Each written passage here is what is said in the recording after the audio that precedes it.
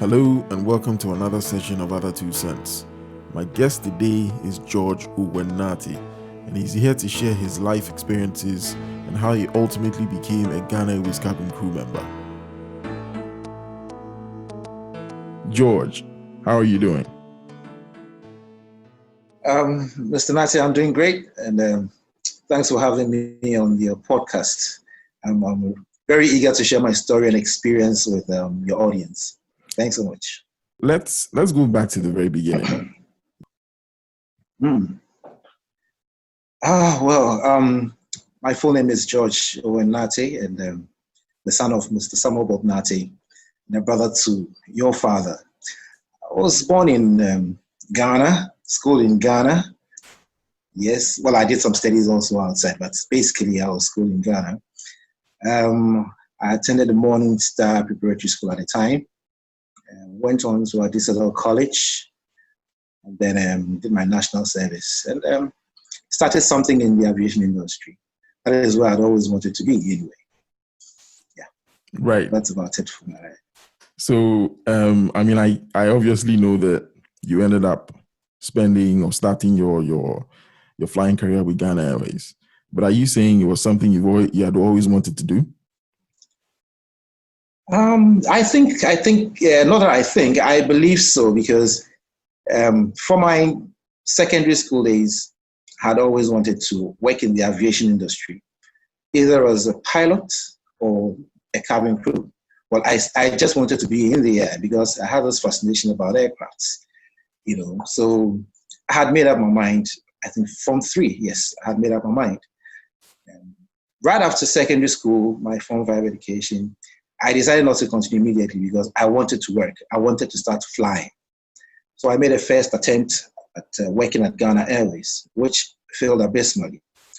I literally tucked my tail between my legs and went back to school to continue my sixth form education. From there, I did my national service at the Commission on Children here in Ghana. And right after that, I joined my dad, who was at the time managing a supermarket on the Ring Road. So I joined him to do the marketing and the sales. And again, I teamed up with a friend of his from Germany, and we started selling cars, which was quite lucrative anyway. Sooner or later, my dad passed away, which was very sad. It took me by surprise because he just felt it was just a day, and he passed away the next day. So it hit me so bad. And at a point, things started going on the downtrend. It was quite devastating, but I held myself together and I carried on. So many things happened in between time, but I don't want to bore you with that.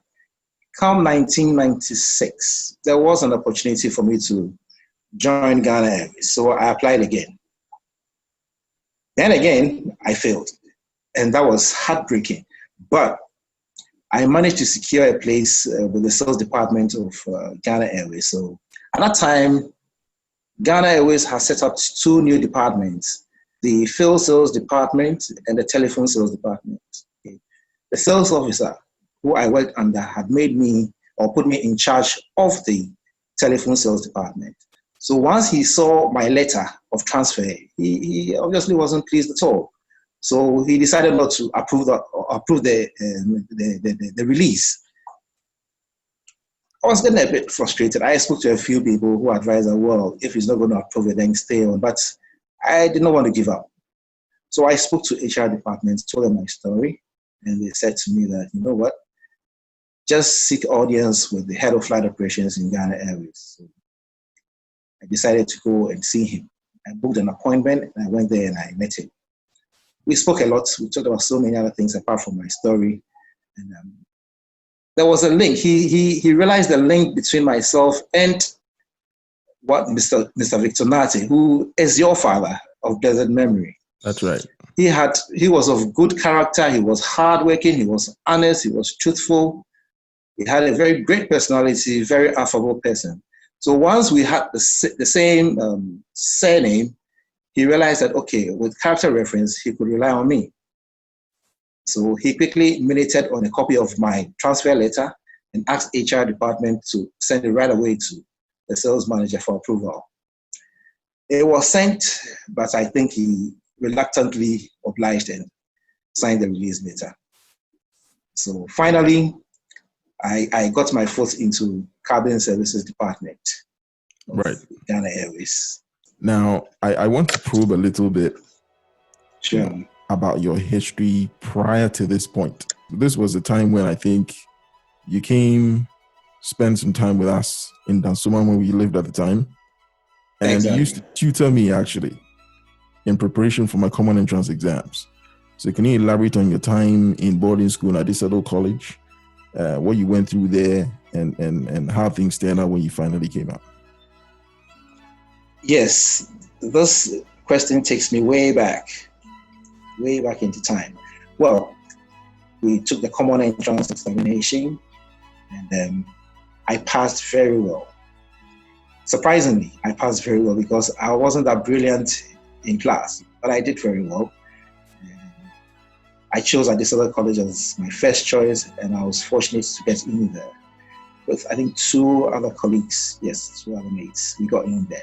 We went to Adisada College, and it was very tough. Do you feel that the experiences and to some extent the experience of being dropped into the deep end by going into boarding school play any part now in terms of your resilience to all the difficulties that we are facing in this day and age? Adisada College will build you. It will teach you so many things that you never get from any other school, not even from Tema school. Sorry. Right. So that warrants a rebuttal straight up. The reason why I'm probing on this is because all the experiences you were gaining in this time, coming up to Ghana Airways, obviously have played a part in your life up to this point, right? Now, before we get into all of that, can you tell us a little bit about your experiences after you started flying with Ghana Airways? Ghana Airways, that was my lifeblood. I worked with Ghana Airways, yes, for a couple of years, I think, circa just about 7 years, yes. During Ghana Airways time, I also had the opportunity to do code share flights for or with Ethiopian Airlines. After that, I did Amtrak Air, which is a domestic airline, and I did a bit of Starboard. Ghana Airways, I loved every bit of my job in Ghana Airways. The fact that I had a passion for the job. I had an interest in the aviation industry, like I told you, right from school days. So once I got a foot in there, I was so happy, I was so overjoyed, and I felt a sense of satisfaction. Ghana Airways wasn't all rosy, but the negative aspects of Ghana Airways weren't much. The positive aspects actually eroded these negative aspects that happened in Ghana Airways. I loved every bit of it. Right. Ghana Airways, I think, strikes a chord with a lot of people, including me. I've mentioned this story to you about seeing the Ghana Airways DC-10 for the very first time. Exactly, yeah. Unequivocally, it was the one catalyst that made me think, right, I want to be an airline pilot when I grew up. I was about 5 years old at the time. How many years did you fly for? I did Ghana Airways for 7 years. Yes, 7 years. And in that 7 years, how did the job, the trappings, the remuneration, everything come together to I guess to build your character?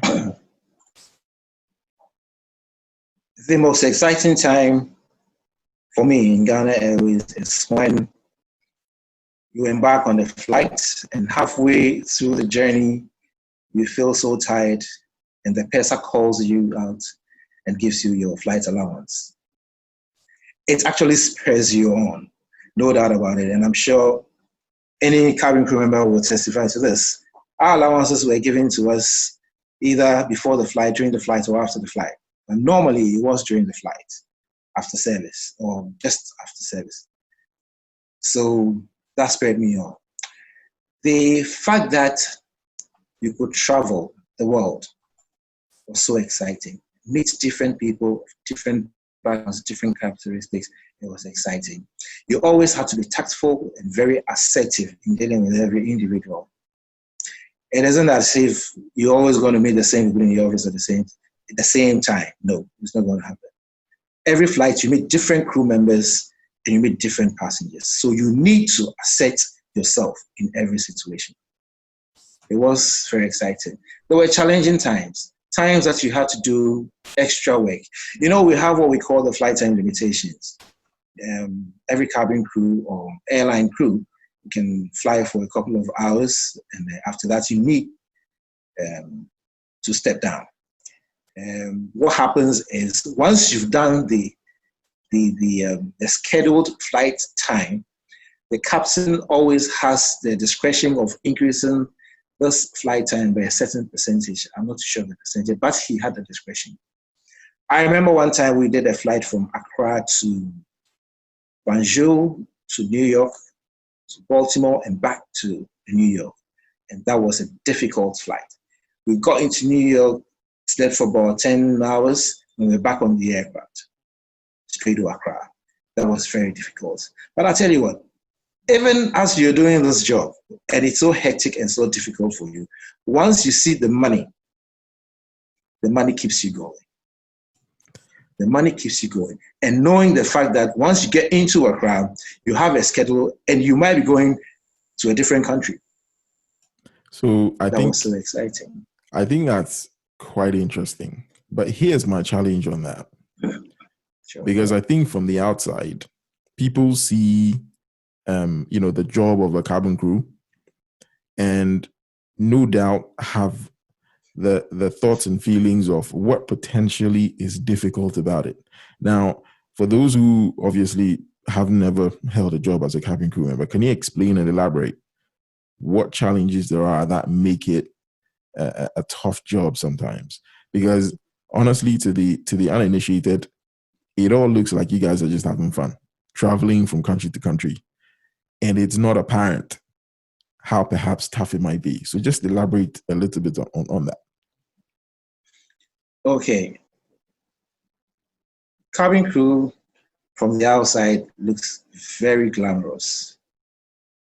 It looks like you just dress up, look good, feel good, get on that aircraft, serve food to the passengers, and you land at your destination or in your destination, and that's about it. We do more than that. It is the safety aspect of the flight. We all know how dangerous flights are. Yes, we do. Anything can happen. Once you are up there, 33,000 feet, 40,000 feet, yes, anything can happen. So we are there first and foremost for your safety, and secondly, for your comfort. That's exactly what we're there for. Before you become a cabin crew, you will have to go through rigorous training. You have to know the safety equipment that you have on board that aircraft, where they are stored, whether they are operable or not. You have to know your drills, your evacuation drills. That is very important. If you do a crash landing, what you have to do. If you do a ditching, that is landing on the sea, what you have to do. And that is so rigorous, and you have to be on point. If you're not on point, you are out of the game. Everything you've outlined so far about the difficulties of being a cabin crew, to me, sound like the training stage, right? When you're training to become a cabin crew. Once Exactly. you're trained Yes. and you're operational, where do the difficulties and the challenges come from? Before a plane takes off or an aircraft takes off, you get on board, you have to do your security checks first. You do your safety checks. You make sure everything is neat and tidy. You check your catering, and then you report to your senior cabin crew officer. Now, during the takeoff run, there's something we call a silent review. Silent review simply means that you need to take your crew seat strapped in properly, and you have to start thinking, what is going to happen? What if we are about to take off? What if the aircraft starts swaying left to right? What if there's an engine fire? That is even on the takeoff run. And once you take off, you start using your senses, the sense of smell, the sense of taste, All the senses that you can think of, you have to start using it. Because any unusual activity or any unusual thing you might see or find, you need to report it immediately because it's for the safety of the aircraft and the passengers. We are even sometimes told to look onto the wings of the aircraft. Well, during day flights where you can see outside, for what we call aircraft or wing contamination. You look onto the aircraft to see if there has been a buildup of ice on the wings. Once you see that, you need to report it. Right. So like I said, all your senses at work. You deal with every passenger according to what he brings on board. I mean, based on what I'm hearing, it sounds like it's the stressful side of the job that makes it challenging. And when I say stressful, I'm referring to all the things that you've touched on. Things like making sure the passengers are looked after, remembering your training, all the eventualities that there could be, and all the while trying to maintain a very professional persona. That sounds to me like it's what makes it challenging. Let's move on a little bit towards the end of your flying career. Can you elaborate on how things progressed up until the point where you actually left cabin crew? I did Ghana Airways for about 7 years, and I was with them till they went into liquidation circa 2005. I stayed home for a year and joined Amtrak Air, which is a local airline doing domestic flights with the ATR 42-300 series. And I tell you, it was a far cry from the DC-9s and the DC-10s we used to have in Ghana. And this was a turboprop and had a lot of vibration. It was an old aircraft, a lot of vibration, a lot of noise. It was quite uncomfortable on my very first flight because when I go home, I could still feel the vibration in my feet after my first flight. Well, so I joined Amtrak Air. The configuration was about 48 seats, straight economy, with just 2 cabin crew, the purser and a cabin crew, which was quite easy anyway. The only problem was that the sectors were short. From Accra to Kumasi was just under 40 minutes or 45 minutes. I think 40 minutes, yes. From Accra to Takoradi was 30 minutes. Accra to Tamale was 1 hour. So if you had a full house to Kumasi of 48 passengers and 2 of you are doing the service, then it becomes a bit of a challenge, especially when you have bad weather. Because once you have bad weather, the seatbelt signs are surely going to come on and you have to be seated, no matter what, unless it's quite light to moderate turbulence. But if it's severe, you have to be seated. If it happens at the beginning of the flight, you'll be seated for longer. So you wouldn't have the time to start the service earlier. So that was a challenge. Well, we did that. Those flights, I did those flights for close to about 8 years. Yes. But in between the 8 years, I actually joined Amtrak as a senior cabin crew. And during my time at Amtrak Air, I had the opportunity to have my training in South Africa, the trainer course, and then in Geneva, Switzerland for the instructional techniques course. So in Amtrak Air, I was a fully fledged cabin crew training instructor, certified by Ghana Civil Aviation Authority. If you had to give anybody advice in following your footsteps with regards to your career, what would that be?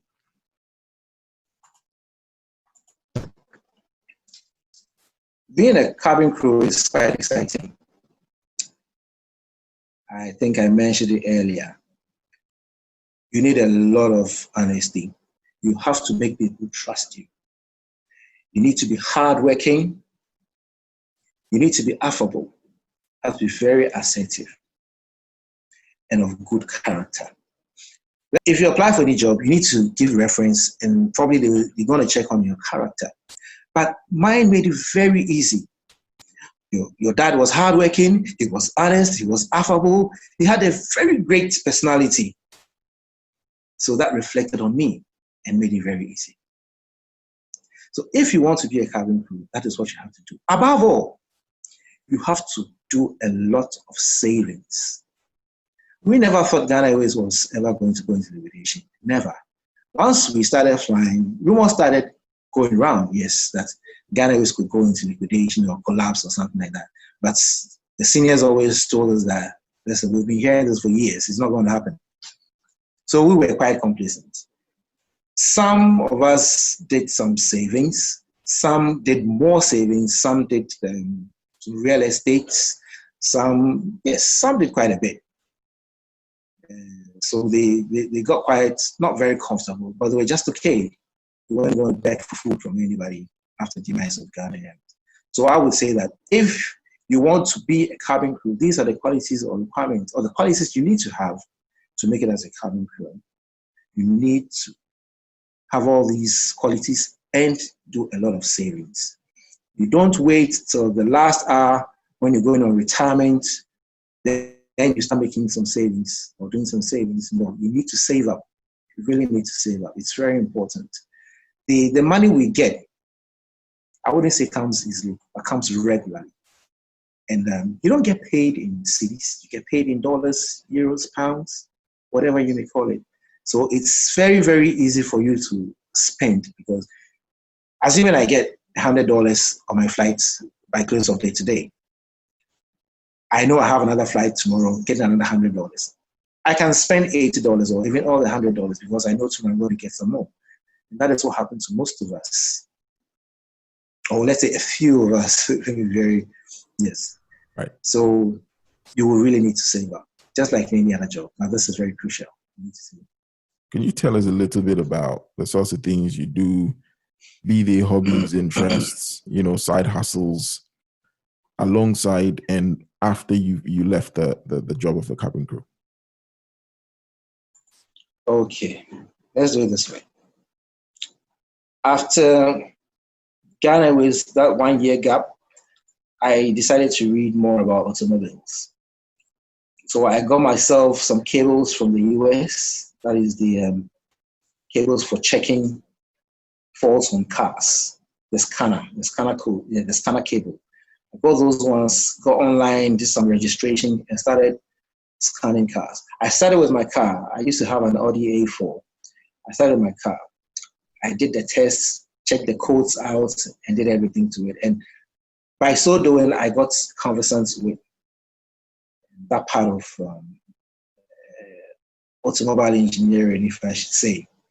So now I extended it to a shop. I spoke to one or two of the shops in Tema, and they said, yeah, it's a good idea. It had just started, and nobody really had it in Tema. I was, I think, one of the first people to have it in Tema. So I did that for a while. Yes, and it was quite exciting because I could code keys. I could do so many things with the car. And even at a point, I could actually, rectify some of the faults without the use of the machine because I knew what the machine was doing. I was doing some counting steps and pausing, so I could do it with the use of the battery terminals and stuff like that. So along the line, a friend in the UK came up with an idea that he wanted to set up a company.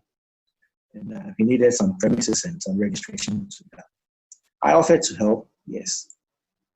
I was at that time trying to get into some other business, but I decided, okay, let me just put that on hold and help him set up his business. So I had to do the rounds here. I did the registration, found the premises for rental, the office, got the office equipment and everything. We started nicely. Actually, it's the Pitman Training UK. So he got a franchise to operate Pitman Training in Ghana.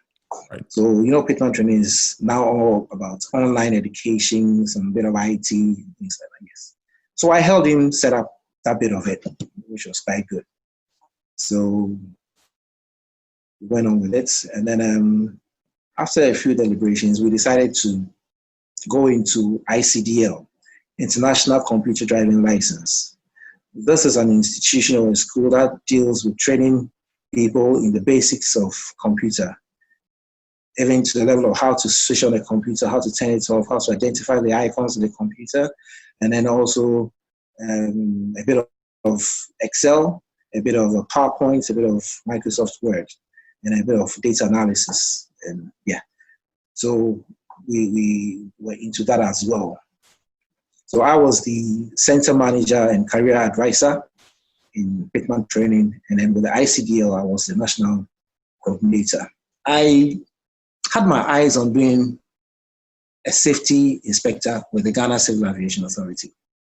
That is exactly what I wanted to do after Stable. I made my first attempt and it failed. Probably history was repeating itself. So I should have gone the second and the third time, I would have been successful. But I stopped at the first. If given the opportunity, yes, certainly I would go in there. Let's shift gears and go to your future plans. Because right about now, we've had COVID that has hit economies all around the world, not least Ghana's economy. How has that affected you personally? Yes, it really has affected me, but not to a very large extent. I like staying at home apart from being in my office. I like to stay at home most of the time. My office, luckily, isn't far from me. It's just about 5 minutes drive from home. So it's either my office or at home. And what is happening now in the world demands that people try to do a lot more. If you're into marketing or sales, a lot more online sales and marketing. If you are into online education, you have to put in more effort to get people to sign up for your online education. Now people need digital skills. The kids are asked to stay home. Some schools, yes, they do teach IT, but to what extent? Most of the kids cannot access a few places on the internet. They need digital skills. I believe that if people are going to be given scholarships to study, they should be given scholarships to study skills. It could be digital skills or it could be any other skill. You need to be empowered through skills. I agree that getting the awareness is probably the first step. But how do you imagine the government of the day should approach it? So if you're going to give scholarship or the taxpayers' money to somebody to go study, let's say any subject like marketing or administration or anything like that, that person will finish school or complete school, come out and will have no job. Why don't you use that same scholarship to train the person in usable skills? Because you have a lot of administrators and marketers in town who do not have jobs. So why don't you use that money to rather train people in usable skills that they can use to generate income? And then at the end of the day, they can actually employ people to work for them. And they can in turn learn a trade and employ more people. So there are lots of people with certificates running around in the country with no jobs. Then you're paying for people to go do the same courses and come out and will have no jobs. Okay. I think that approach is wrong. So you're proposing, if you like, that the government and the educational system make a pivot to more practical, hands-on, usable skills, maybe even more vocational type training. Thank you. If that is done in conjunction to the pure academic studies, then it should work. There's no reason why people wouldn't take it up. But unfortunately, in places like Africa and places in countries like Ghana, vocational skills aren't necessarily celebrated. It will be incredibly difficult for a school-going age, and by that I mean GSS, SSS, to convince them to take up skills of being, let's say, a carpenter. I mean, sure. It's something they learn, yes, but it's not anything that most kids want to get into. So it leaves them on the IT space, on the IT front, or transferable skills like project management and administration and skills that they can, I guess, take readily into the workplace. But those skills effectively skew the economy into the service sector, right? So if the offices are shut like we are currently in the COVID situation, guess what? Mm-hmm. all those jobs kind of just go on hold. Exactly so. And I've been a long-standing advocate for vocational training, even the most cerebral amongst us, and by that I mean, the master's level, the PhD level, the scientists, etc. There's nothing wrong. Now, I'll give you an example. Here in the UK, you will typically find somebody who is highly educated, perhaps with an Oxford or Cambridge degree, doing basic carpentry in their house, working as a plumber on their house that perhaps they've just bought. Precious few people have the funds to be able to fully outsource any home improvements they want to make on their home.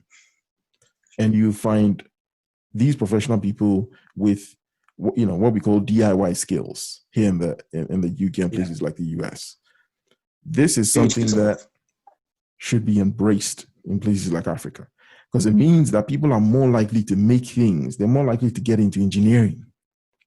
And we all know how, children seeing their parents doing these sorts of activities, we all know how big a motivational factor it is, and how big an influence it is for kids to see their father doing or mother doing something and say, yes, I want to do it. I want to do some of that. Given the COVID situation, given where you are in life, what are your future plans? Well, let me say that presently, I'm working on a few things to get myself on a sound footing. I mean, a very sound footing. I tried to get a few people to partner with to do a few exports, agric exports, but due to the COVID, we put a hold on that. Now I do a bit of consultancy for Genexa Limited, based in the UK. I do a bit of app testing, basic app testing for Genexa products as well. I do a bit of work for Vocational Training Ghana as a career advisor and a center manager. And then a bit of work for ICDL, which is based in Kigali, Rwanda, with some other company in Ireland. That's what I do. But like I keep saying, if I should get the opportunity to be a cabin safety inspector, I will grab it with both hands and feet. Right. I'm not really working on it, but I'm looking at the opportunity to grab. Suddenly we've got COVID. Suddenly the veil seems to have been lifted from a lot of eyes. People are realizing that actually there is an alternative to going out to places like China, Europe, the Americas, and shipping everything in. And this whole business and enterprise of going out to ship stuff in is the preserve of the rich. Everybody wants the foreign item. Whilst people do that, they almost forget the impact that has on the local and national economy. Exactly. And what that does to enterprise within the country. And I think if nothing else, if that alone on the back of the whole COVID situation is addressed and people are comfortable buying locally produced stuff, that alone could be a huge boost to the economy and will revive and actually help grow a lot of locally started businesses. The local industries will need some protection because we manufacture cloths in this country, but the same cloth coming from China is less expensive than what we produce in this country. They have access to, I would say, cheap loans. They do whatever they have to do, cheap loans, cheap labor. They manufacture these products and even ship them across the oceans into Ghana, and it's still cheaper. Right. So people will end up buying the cheaper ones because we also have less income. But here's the thing. Now, I'm glad you've raised this point, because here in the UK, guess what? the locally produced stuff are not always the cheapest. The locally produced stuff for things like organic produce, and yes, I'm making references to farm produce here, because that's the area in which a lot of the campaign here in the UK to buy local has been focused, right? Okay. But you can widen that to any product. It doesn't have to be a consumable or a farm produce. The point is, yes, the prices may be more, may be higher, but this is where the simple pride of buying something that you know has been produced locally trumps the fact that the foreign import may be cheaper. And they know that they might be spending a little bit more to buy something locally produced, but equally somebody will spend a little bit more to buy something they are producing. That is a very powerful thing, which can unite the people to roundly reject foreign imports, especially when we know it's from places like China. And I have nothing against China, right? Or Europe or the developed world. But the point is, they take decisions to suit them. They don't do business on the basis of trying to help us. We need to help ourselves. So the thing is this, you touched on things like bartering. Well, let's elevate that into the 21st century, which is where we are now. Let's buy from each other, albeit with the currency we have in our local sub-Saharan African countries. But the thing is, it might cost slightly more, but I'm buying from you and you are buying from me. Okay. We are together not going to buy the cheaper Chinese import. Exactly. Right? Now, if we build a campaign around that, it wouldn't matter, frankly, how cheap the foreign imports are. They can come, there'll be no tariffs, no impediments in the way. They can bring whatever they like. It will just sit and rot because nobody will go and buy it. And it will be only a matter of time before they pull their goods out or just simply stop importing them. And if, as a local people, we are able to do this, ultimately we win. Yeah, exactly. Yeah, we keep buying from you. And what do you buy from us? Everything boils down to your level of income as well. Because if you want to be proud and buy your own your goods manufactured in your country by spending a little bit more, then you have to have a good level of income as well. Because that is what it boils down to. You do indeed. You do indeed. And ultimately, those who don't necessarily produce anything and don't have as high a level of income, you could argue will lose out in an economy that functions in this way. Sure. But you could also argue that in the end, it all comes back to them, because if the economy is booming, there are jobs being created and higher, better paid jobs. It might take a generation or two, but guess what? Ultimately, it will filter down to them as well.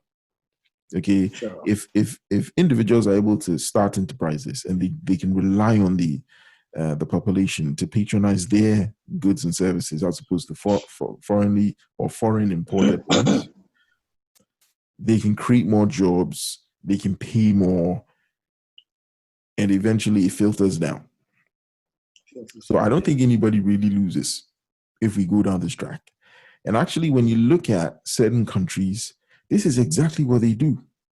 And they are way more successful than we are in sub-Saharan Africa. If you go to China, they don't buy foreign goods. Yes, the very rich will buy Mercedes-Benz and stuff like that. But they rely on their local produce to do pretty much everything. If you go to Germany, they hardly import anything. Right? They might import some wine from France, some cheese from France, but they've structured their economy in a way that they are self-sufficient and they rely on nothing from anybody. Yeah. And if nothing else, our economy needs to be balanced and self-sufficient.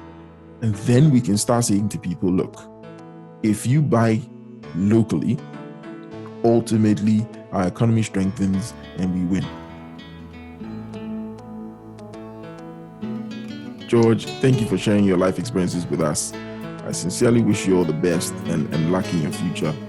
And good luck with trying to become a cabin safety inspector in the very near future. Thank you. Thanks to and all the best to you.